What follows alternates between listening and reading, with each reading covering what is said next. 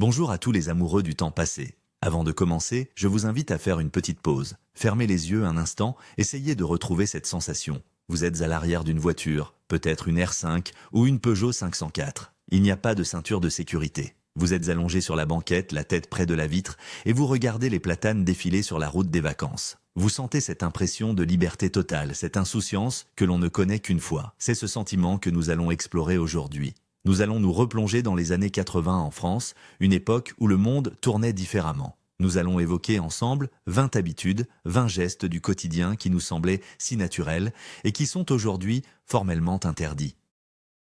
Restez bien jusqu'à la fin, car la dernière habitude que nous verrons est sans doute la plus surprenante et la plus emblématique de la révolution technologique que nous allions vivre.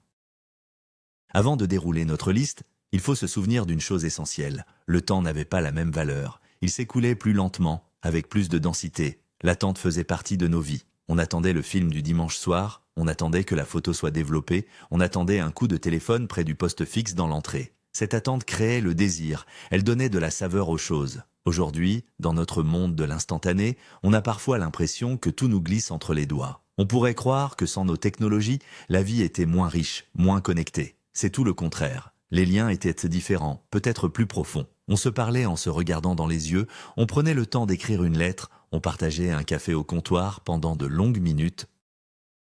La vie était peut-être moins efficace, mais elle était riche d'une humanité palpable, d'une sincérité que nous allons tenter de retrouver le temps de cette vidéo.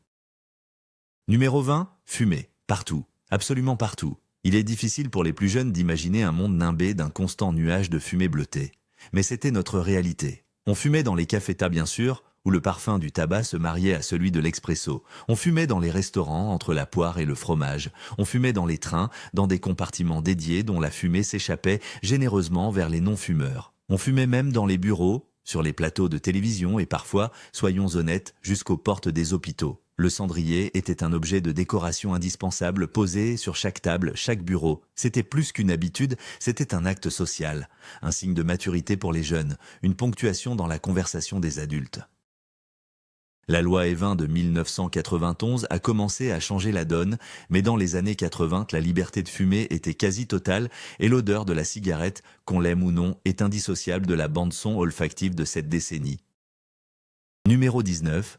Les enfants en voiture, la grande aventure. Aujourd'hui, installer un enfant en voiture est une science. Siège auto, réhausseur, harnais de sécurité. Dans les années 80, c'était le règne de la liberté et de l'improvisation. La banquette arrière était un terrain de jeu. On pouvait y faire la sieste, y construire des cabanes avec des couvertures ou jouer aux cartes sur une valise. La place la plus convoitée était la plage arrière, ce grand espace plat derrière les appuis-têtes. On s'y allongeait pour regarder le ciel défiler. Et à l'avant, il n'était pas rare de voir un enfant assis sur les genoux du passager ou même debout entre les deux sièges avant, les mains sur le tableau de bord, tel un copilote en mission. C'était une époque d'insouciance totale face au danger. La sécurité routière n'était pas la priorité absolue qu'elle est devenue.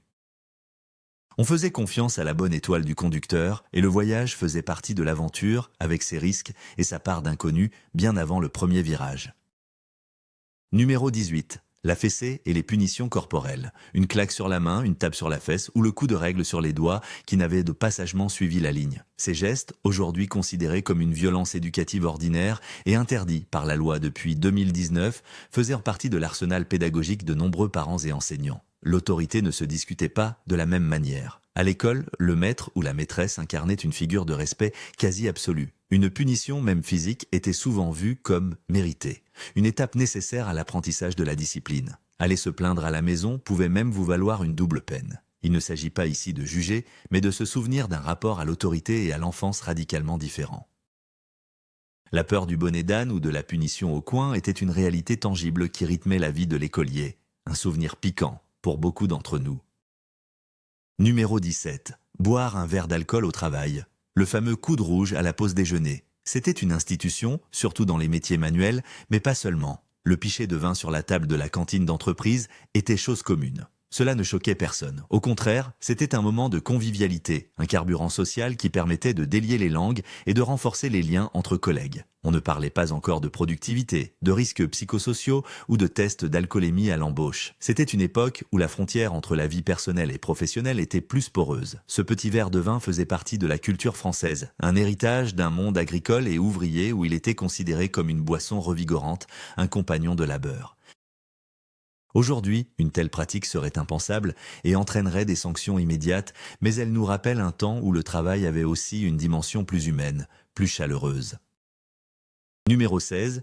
La publicité pour le tabac et l'alcool. Nos murs, nos magazines et nos écrans étaient en tapissés de publicités aujourd'hui interdites. Qui ne se souvient pas du cow-boy viril de Marlboro, chevauchant dans de grands espaces, symbole de liberté et d'aventure, ou des publicités pour le pastis Ricard, qui évoquaient le soleil, les vacances et le sud de la France. Ces campagnes publicitaires étaient souvent de véritables œuvres d'art, créatives et audacieuses. Elles ne vendaient pas seulement un produit, elles vendaient un style de vie, une image sociale. Le paquet de cigarettes était un accessoire de mode, la marque d'alcool un signe d'appartenance. La loi Evin a mis fin à cette communication en 1991, jugeant qu'elle incitait trop fortement à la consommation.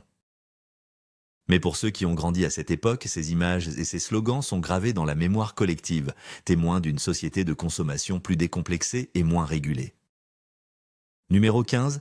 Conduire après avoir bu. Boire ou conduire, il faut choisir. Ce slogan nous est familier aujourd'hui, mais dans les années 80, le choix était souvent vite fait. La tolérance sociale vis-à-vis de l'alcool au volant était infiniment plus grande. Après un bon repas de famille ou une soirée entre amis, il était courant de reprendre la route après avoir bu 2, 3 verres, voire plus. La notion de capitaine de soirée ou de Sam n'existait pas. On se fiait à son propre jugement, souvent trompeur. Les contrôles d'alcoolémie étaient de bien plus rares et les sanctions moins sévères. C'était une forme de roulette russe acceptée par beaucoup. On ne mesurait pas le risque de la même façon. Cette habitude, qui nous paraît aujourd'hui criminelle et totalement irresponsable, illustre un changement majeur dans notre conscience collective du danger et de la responsabilité individuelle sur la route.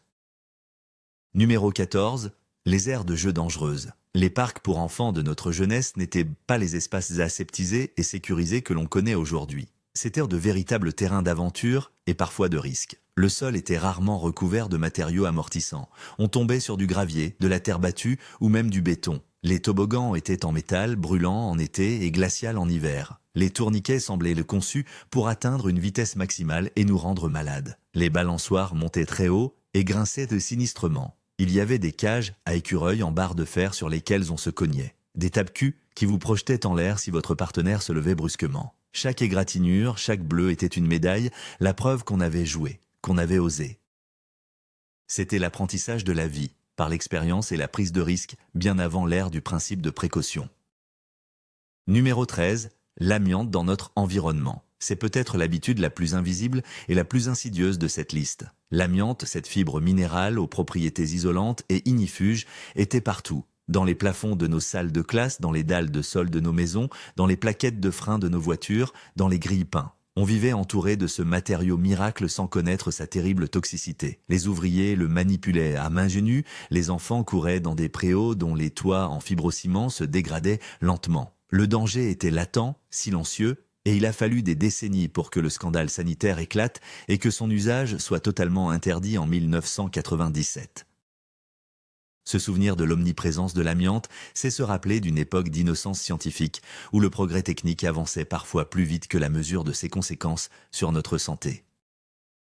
Numéro 12. Se déplacer sans casque. La mobilette, le Solex, le Ciao, ces deux roues étaient tous les rois de la route pour toute une génération d'adolescents. Ils étaient le premier symbole de l'indépendance, de la liberté de se déplacer sans les parents. Et cette liberté se vivait cheveux au vent. Le port du casque n'est devenu obligatoire pour tous les cyclomoteurs qu'en 1980. Mais même après, la règle était souvent ignorée, surtout en campagne. Quant au vélo, l'idée même de porter un casque semblait totalement incongrue. Le casque était réservé aux coureurs du Tour de France. On apprenait à faire du vélo en tombant, on roulait en bande et on faisait des courses, sans aucune protection. C'était le son du moteur qui pétarade, le vent qui siffle dans les oreilles, une sensation de liberté brute que la sécurité, pourtant si nécessaire, a depuis un peu domestiquée.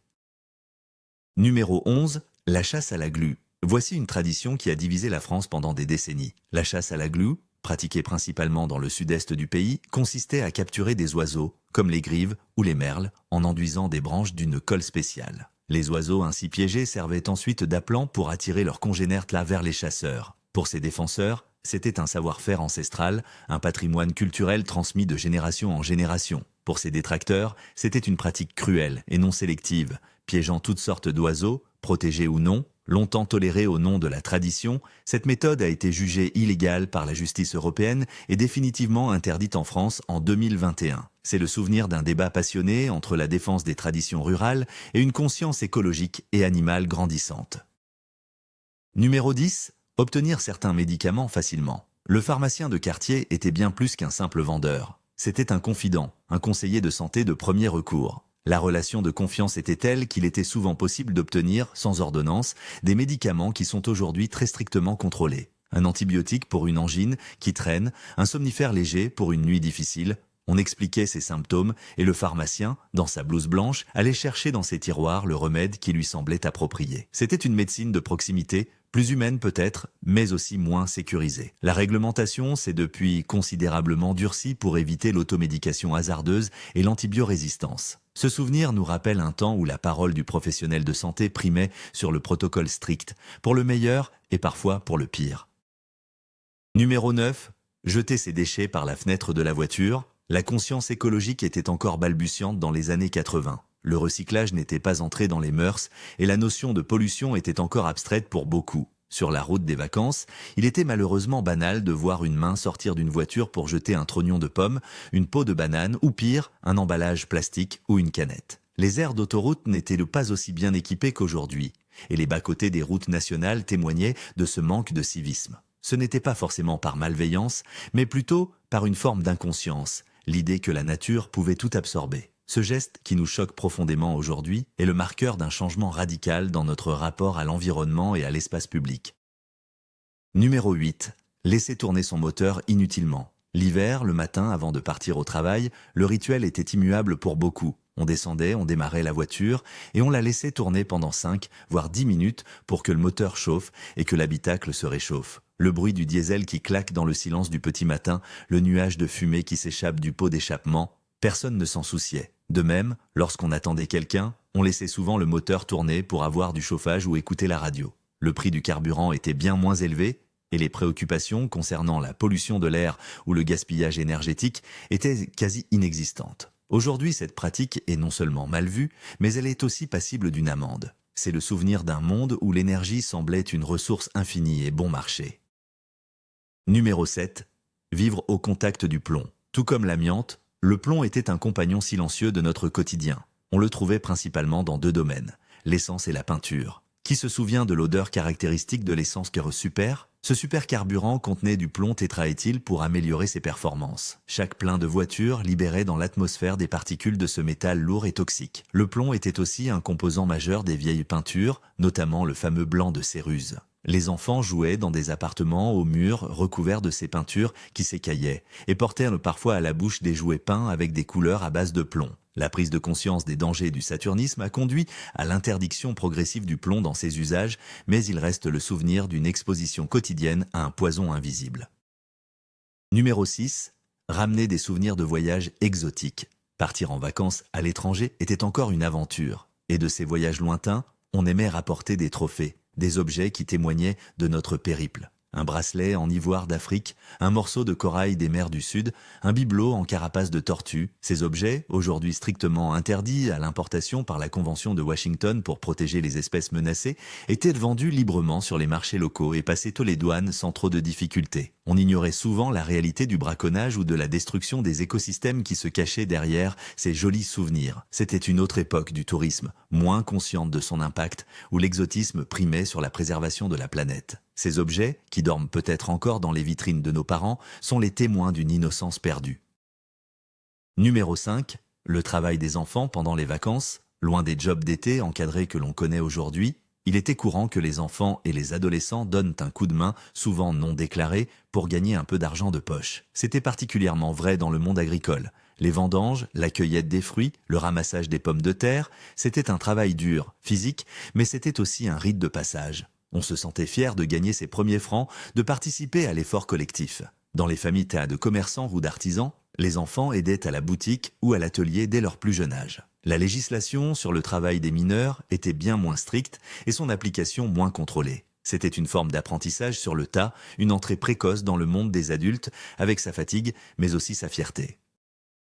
Numéro 4. Utiliser des pesticides puissants. L'agriculture des années 80 était celle de la productivité. Pour nourrir la France et conquérir des marchés à l'export, il fallait produire beaucoup et vite. Et pour cela, l'usage de produits phytosanitaires était massif. Des pesticides, herbicides et fongicides, dont beaucoup sont aujourd'hui interdits en raison de leur toxicité pour l'environnement et la santé humaine, étaient épandus généreusement sur les champs. On se souvient de l'odeur âcre de ces produits flottant dans l'air après le passage du tracteur. On ne se posait pas la question de leur impact sur la biodiversité, la qualité de l'eau ou la présence de résidus dans nos assiettes. C'était le prix à payer pour le progrès, pour l'abondance alimentaire. Le débat sur l'agriculture biologique n'en était qu'à ses balbutiements. Une affaire de quelques pionniers considérés comme des originaux.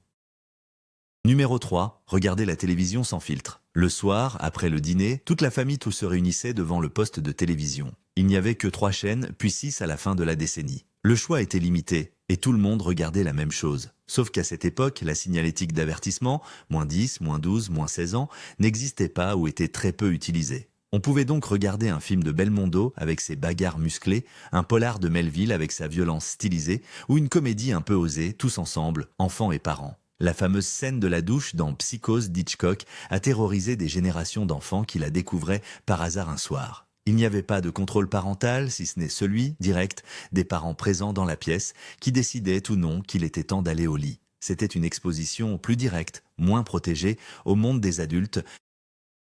Numéro 2, la cabine téléphonique à jetons. Avant le téléphone portable, et même avant la généralisation du téléphone fixe dans tous les foyers, il y avait la cabine téléphonique. Ce petit habitacle en verre et en métal était un lien vital avec le monde extérieur. Pour l'utiliser, il fallait des pièces de monnaie, ou mieux, un jeton que l'on achetait au bureau de tabac. On se souvient du poids de ce jeton dans la poche, du bruit mécanique et satisfaisant qu'il faisait en tombant dans la fente.